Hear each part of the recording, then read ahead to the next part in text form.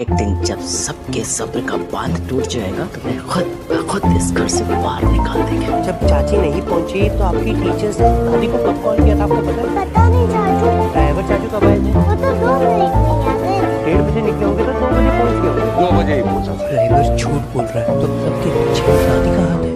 कामिनी के बच्चे को पिता का नाम देने के लिए दादी ने कामिनी और प्रथम की करवाई शादी, लेकिन बीच शादी में पहुंचकर राध्या ने खोली कामिनी के झूठ की पोल और हुई राध्या के प्यार की बड़ी जीत। तो जब यहाँ पर कामिनी कह देती है कि मेरे पेट में अहम का बच्चा है और मुझे इस बच्चे को पिता का नाम देना है, चाहे मुझे कुछ भी करना पड़े, तो दादी यहाँ पर रजनी के साथ मिलकर बड़ा प्लान बना लेती है कि हम लोग राध्या को घर से निकालकर कामिनी की शादी प्रथम से करवा देते हैं। जिसके बाद रजनी बहुत ज्यादा दुखी हो जाती है, लेकिन रजनी मजबूर होती है और वह गलत कदम उठा लेती है और दादी का साथ देते हुए राध्या को घर से निकलने के लिए कह देती है। राध्या का यह सुनकर तो दिल ही टूट जाता है, लेकिन राध्या समझ जाती है कि जरूर माँ की कोई तो मजबूरी है, नहीं तो यह मुझे घर से क्यों निकालेंगी, क्योंकि हमने तो कुछ गलत किया ही नहीं है। जिसके बाद यहाँ पर राध्या प्रथम को सच बताती है कि माँ ने हमें हमेशा के लिए घर छोड़कर जाने को कहा है। तो प्रथम के भी होश उड़ जाते हैं, लेकिन प्रथम कहता है कि राध्या तुम चिंता मत करो, हम दोनों मिलकर सब कुछ सही कर देंगे। और यहाँ पर अब जब प्रथम को पता चल जाता है कि यह सब कुछ कामिनी के पेट में पल रहे बच्चे को पिता का नाम देने के लिए किया जा रहा है, तो प्रथम राध्या के साथ मिलकर एक बड़ा प्लान बना लेता है। और यहाँ पर प्रथम राध्या को कह देता है कि राध्या अब हमें कैसे भी करके कामिनी के इस सच का पता लगाना होगा कि क्या ये सच में माँ बनने वाली है या फिर ये झूठ बोल रही है। जिसके बाद यहाँ पर प्रथम को दादी कहती है कि तुम्हें कामिनी से शादी करनी होगी और यह हमारा आदेश है। तो प्रथम बड़ी आसानी से तैयार हो जाता है, क्योंकि प्रथम तो राध्या के साथ मिलकर कामिनी का सच सामने लाने की तैयारी कर रहा है। इसलिए प्रथम दादी को शादी के लिए हाँ कह देता है और शादी की तैयारियां शुरू हो जाती है। दूसरी ओर राध्या कामिनी का पीछा करती है और देखती है कि कामिनी तो एक डॉक्टर से मिलने गई है। तो राध्या देख लेती है कि कामिनी डॉक्टर के पास जाकर उसे बहुत सारे पैसे देती है और डॉक्टर से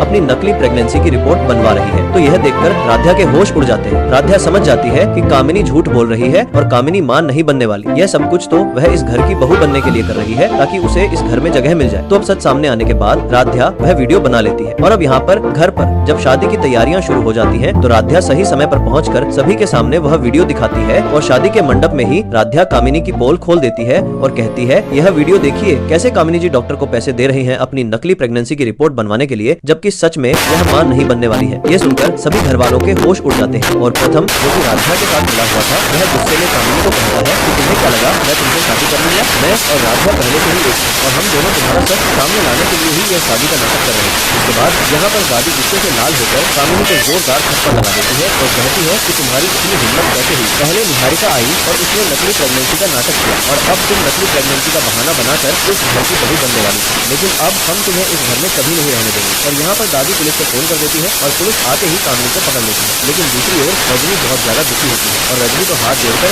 राध्या से माफी मांगती है कि मुझे माफ कर दो, मैंने तुम्हारे